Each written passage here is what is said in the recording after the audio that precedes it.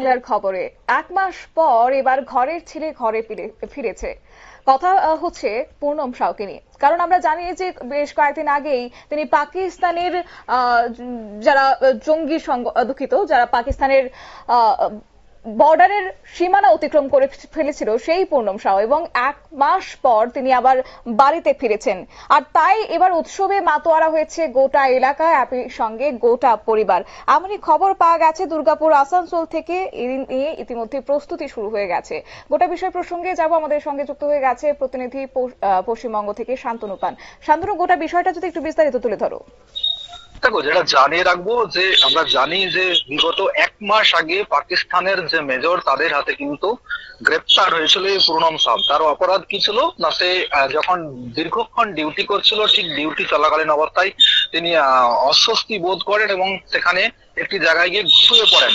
আর যে জায়গাটিতে তিনি শুয়েছিলেন সেই জায়গাটি ভারতের বর্ডার ছাড়িয়ে গিয়ে পাকিস্তানের অন্তর্ভুক্ত হয়ে গেছে এমন একটি জায়গা। এটাই তার কাছে ছিল তার অপরাধ, আর যার ফলে কিন্তু পাকিস্তানি মেজররা এই বিষয়টি দেখতে পায় এবং তাকে সেই অবস্থায়, অচৈতন্য অবস্থায় তাকে কিন্তু গ্রেপ্তার করে নিয়ে যায়। পরবর্তীকালে ভারতের যে দূতাবাস রয়েছে সেখানে জানানো হয় যে ভারতের কেন্দ্রীয় বাহিনীর একজন জওয়ানকে পাকিস্তানের বর্ডারে চলে আসার অপরাধে তাকে গ্রেপ্তার করা হয়েছে। পরবর্তীকালে পুরো বিষয়টি কেন্দ্রীয় সরকার বা প্রতিরক্ষা দপ্তরের পক্ষ থেকে খতিয়ে দেখা হয় এবং দেখে জানানো হয় যে তিনি কিন্তু ডিউটি করছিলেন সীমান্তবর্তী এলাকায়, যার ফলে এই অস্বস্তি বোধ হয় কিন্তু অপেক্ষা করতে গিয়ে তার একটু সীমা ছাড়িয়ে যায়, যার ফলে তাকে এত বড় খেসারত দিতে হয়েছিল। এবং সেই ক্ষেত্রে কেন্দ্রীয় সরকার প্রতিরক্ষা মন্ত্রকের পক্ষ থেকে পাকিস্তানের দূতাবাসের সাথে যোগাযোগ করা হয় এবং তাকে ফিরিয়ে আনার ব্যবস্থা করা হয়। দীর্ঘ 23 দিন পর তাকে কিন্তু ছাড়া হয়েছিল পাকিস্তানের পক্ষ থেকে, এবং তারপর এক মাসের মতো হতে যাচ্ছে, ঠিক সেই মুহূর্তে তিনি বাড়ি ফিরতে চলেছেন। পশ্চিমবঙ্গের হুগলি জেলায় তার বাড়ি, আর সেই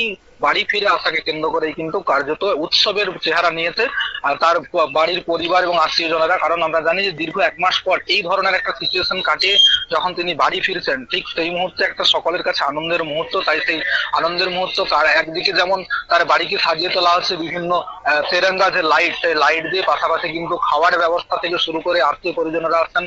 সেই সঙ্গে গ্রামের যারা মানুষ তারাও কিন্তু উৎসাহে মেতেছেন। কেন মেতেছেন? যে কারণ ভারত এবং পাকিস্তান চির প্রতিদ্বন্দ্বী দুই দেশ, এবং সেই ভারতের একজন সেনাবাহিনী পাকিস্তানকে চলে গিয়েছিল ভুলবশত, এবং পাকিস্তানের যারা রেঞ্জার তারা কিন্তু তাকে আটক করেছিল। আর সেই জায়গা থেকে ভারতীয় সরকার এবং ভারতের যে প্রতিরক্ষা মন্ত্রক একেবারে বাঘের মতো গিয়ে সেখানে তাদের সাথে মোকাবিলা করে তাকে কিন্তু কোন রকম প্রতিশ্রুতি বা কোন রকম কিছু ছাড়াই তাকে সেখান থেকে নিয়ে আসা সম্ভব হয়েছে। অর্থাৎ এই যে পুরো বিষয়টা, সেটা কিন্তু একটা সাফল্য। একদিকে যেমন সরকারের সাফল্য, অন্যদিকে প্রতিরক্ষা মন্ত্রকের সাফল্য, পাশাপাশি তার বাড়ির লোকজনেরাও কিন্তু আমরা দেখেছি যখন তাকে সেখানে রাখা হয়েছিল দীর্ঘ 22 দিন, 3 সপ্তাহের উপরে, সেখানে কিন্তু একটা তারা দীর্ঘ নিঃশ্বাস ফেলছিলেন এবং কোথাও একটা আশঙ্কা প্রকাশ করছিলেন। তাই তো পাকিস্তান যদি তার কিছু ক্ষতি করে দেয়, তাকে শারীরিক ভাবে কোনো কিছু সমস্যা করে, মেন্টালি সমস্যা করে, বা তাকে একেবারে না ছাড়ে, সেই জায়গায় দাঁড়িয়ে যখন তাকে সশরীরে একদম সুস্থ অবস্থায় ভারত সরকার ফিরিয়ে এনেছে, সেই খুঁজতেই কিন্তু গ্রামের মানুষজন এবং আত্মীয় স্বজন বা তার পরিজন যারা রয়েছেন তারা কিন্তু বাড়িকে সাজিয়ে তুলেছেন, একেবারে খুশির মহল, উৎসবের মহল করে তুলেছেন পশ্চিমবঙ্গের যে হুগলি জেলা রয়েছে সেখানে। কিন্তু শতাব্দী, একেবারে শান্তনু, ধন্যবাদ।